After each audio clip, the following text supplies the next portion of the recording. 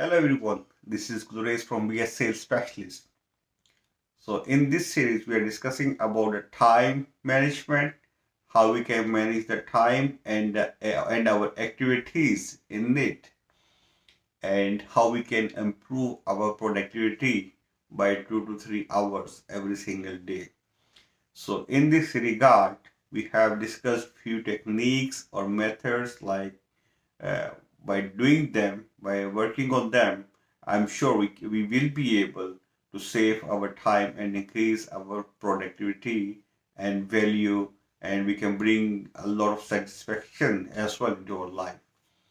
So we have discussed until now, like uh, what are the goal settings, how we can set our goals, how to analyze our to-do list, how to set up priorities, how to concentrate on a single task, and what is the importance of doing it, how much time we can save it simply by concentrating on one task at a time.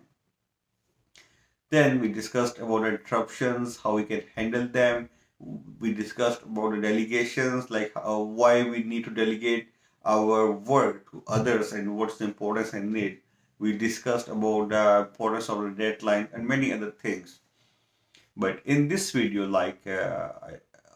in this setting again, I would like to discuss some other small things, and they look small, but they are actually equally very important.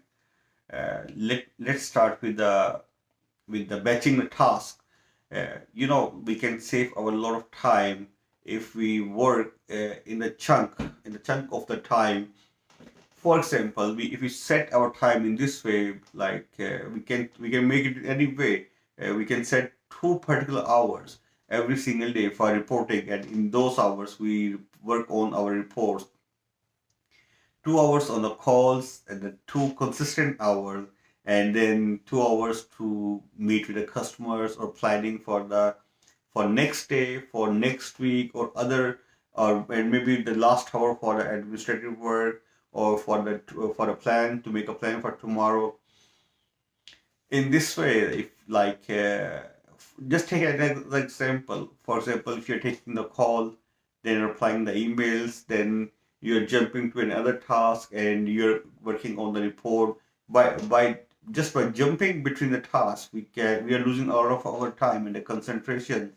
But on the other hand, if we take one kind of task, uh, today is my calling day, for example, and I will make my 2 hours, first 2 hours for the calls only, and in next 2 hours, when I'm on a call, I will make only calls, and when I'm on analyzing the reports, I will take all the reports and start working on them until I finish them, or until the deadline which I have decided.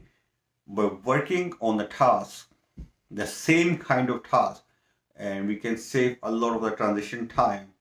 It takes a lot of time switching from one place to another place, and from one task to another task. It's very important if we handle the interruptions during our work. And the biggest interruption is our phone. you know this is Chris Clear, by the way. Like the phone and the incoming visitors, like for example, if you're working in your office and if your phone is on, so we have natural tendency to answer every call. Even if we don't call it, we will look at it and we will lose our concentration. So we have discussed it earlier, like the importance of concentration, and we can save around about 500% over time if we simply start one task and concentrate on it single-handedly and work on it until we finish it without making jumps. And the phone, we need to know it. I mean, how we are going to handle our calls. So if there are some definite hours for a phone, so my advice to you is just turn it off or put it on the vibration, or put it against the answering machine, or let the people know, you are doing this thing and these are not your calling hours. So then in that way you do not need to bother about your calls anymore. And so later, as we have discussed, there's another kind of interruption. There are some people, uh, I mean, there are very few people, but there are some people anyway who do not value their time. and who do not value your time as well. So many times when you're working on some task, so you may see it many times, like there are some people who want to socialize you when you have any important task in your hand. So the best way to handle them is like if you don't have the opportunity to close your door. So whenever you see any incoming visitor, like you know it very well. So the best way to handle them is like whenever you see them entering in your room or desk, just stand up, and I will stand up from your seat, and this will not give them the opportunity to sit down while you're standing, and simply they will come, and there are great chances like you can save a lot of time by doing it. So we need to, what we have learned in this decade, like we need to handle interruptions, and we have to work uh, on the task in the shape of batches. And this and other magic word, like we need to learn to say no whenever you see that. Like there are some people, as we have discussed it, like if you think it, we should have to say yes to every single thing, as we are doing it many times, because we have been trained like in this way to say yes all every single time. But one yes can bring you a lot of work, or a lot of unproductive work maybe. And the things, I mean, you need to be intelligent enough to know the tasks which are not related to your main goal, which are not related to your key results area or objective. Or if some let's say if somebody comes to you and asks you a favor, and you need to know it, like you have the courage and confidence to say no if it's not related to you. And simply by saying no, you can save a lot of your time, which that time which you can use it as energy, which you can use it on your main goals and objectives to achieve the agenda, that why you're here. And by doing this, we can save a lot of our time. So let me conclude this series, like this time management series which we have started until now. Like we can manage our activities inside a time, but we need to learn it first how we can do it. We need to learn it, like how successful people use their time. They use their time in terms of value. They count it in the terms of dollars. Like if they earn $100 in an hour, so they use it in the same way. So what we have learned until now is like the goal settings. We need to set our goals in advance. So we need to know it, like what we want to do, which mountain you want to conquer. And then you need to make your to-do list, and this is the place where you take your objectives and your goals and divide them into smaller steps. The important thing is divide your objectives and the goals into smaller steps, and then assign them the priorities, like which are the most important tasks, and then start working on it. And before you start working on your most important task, set the deadlines in advance. These deadlines will give you a force to keep you working on it. When you start working on a task, always select the most important task, the task which has the most relevance to your job or to with your goals, and with the productivity which you wanted. And when you start working on any task, you need to be there 100%. I mean, you need to concentrate on it for a quite longer period of time, because there are some people who cannot concentrate for a longer period of time, and that's why they being keep themselves switched. But we have learned it, like if we do like this way, if we keep ourselves switching between the tasks, we may lose, I mean, much of our precious time. And as per one study, it said that we can save around 400% of our time if we just start one task and keep working on it until we get it finished. Later we have discussed it, like what is the importance of delegation. There are some tasks you can delegate to the other people, and you can save your time. And we have discussed the techniques in it as well, because if you worked on the low priority tasks, the tasks which you can delegate it, so it will keep you apart at a distance from your major goals. Then we discussed about interruptions.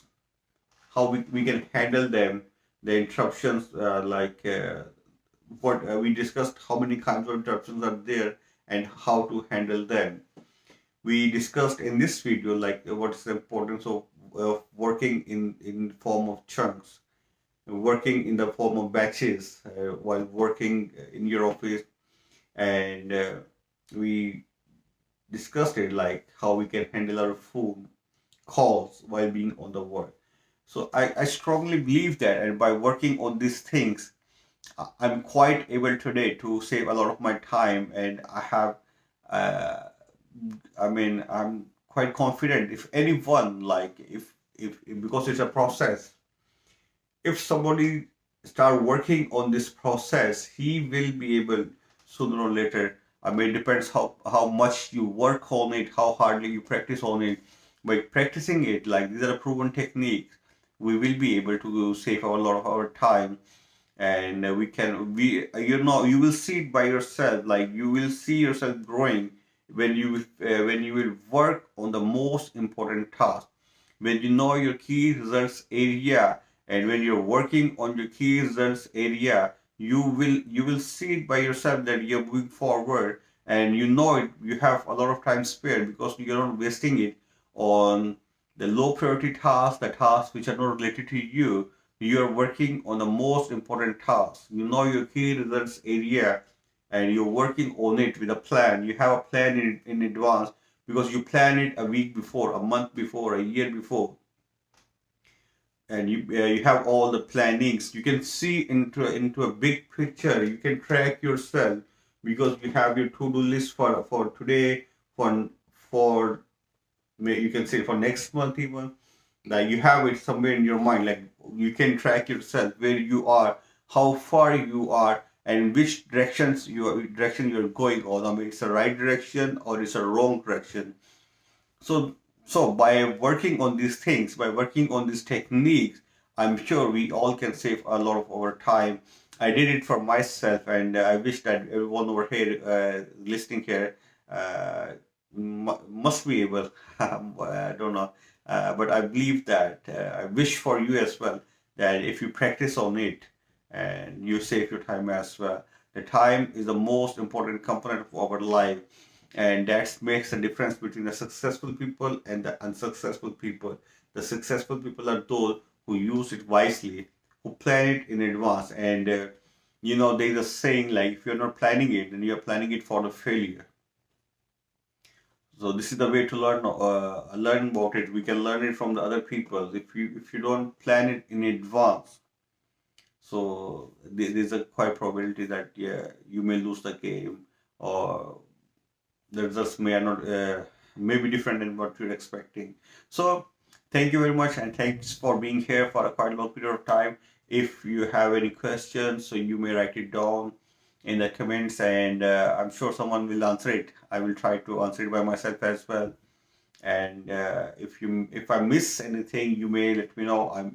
I can find it for you. Maybe if you want to include anything, you're always welcome to include in it. And if you miss any video, anything, so you always have the opportunity to go back and review it. Thank you very much, and have a very nice day.